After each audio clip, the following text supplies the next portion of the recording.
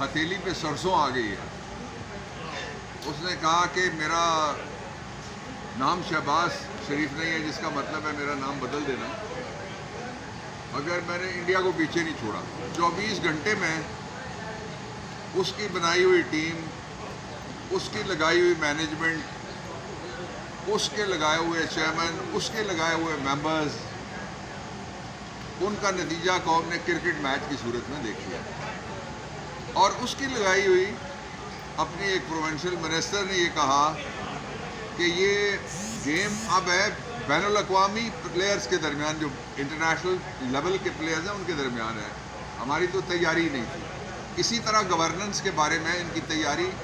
یہ آئے تھے 1984 میں، آج 2003 نسلیں گزر گئی ہیں، 2025 ہے،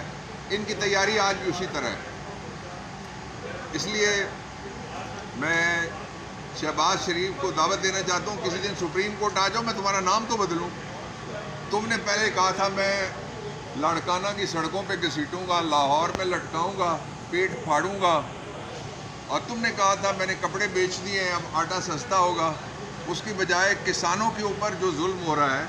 کہ اتنا عرصہ گزرنے کے بعد بھی ان کو مارکیٹ ویلیو جو گندم کی ہے وہ لینے سے روکنے کے لیے باقاعدہ پرچے کرنے، قید کرنے، اس کی دھمکیاں دی گئی ہیں.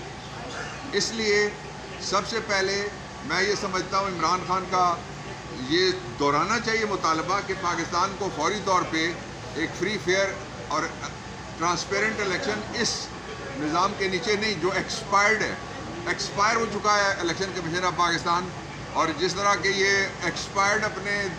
سارے پروڈکٹس بیچتے آئے ہیں اسی طرح سے اس کو بھی چلا رہے ہیں ابھی تک. فوری طور پہ ایک نیا الیکشن کمیشن جو چاروں صوبوں کی